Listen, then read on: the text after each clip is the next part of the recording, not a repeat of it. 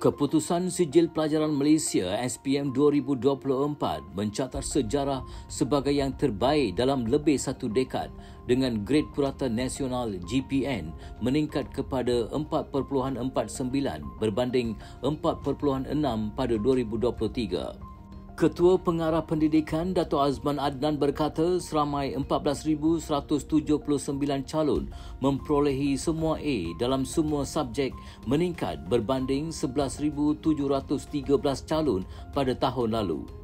Bilangan calon yang memperolehi sekurang-kurangnya grade C dalam semua mata pelajaran juga naik kepada 86,040 berbanding 83,112 pada 2023.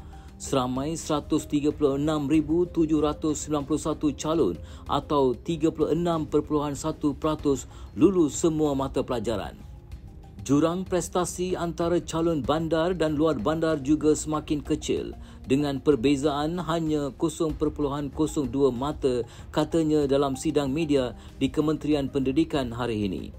Secara keseluruhan, 355,933 calon layak menerima sijil SPM, iaitu 94% daripada jumlah keseluruhan calon, meningkat berbanding 93.5% pada tahun sebelumnya.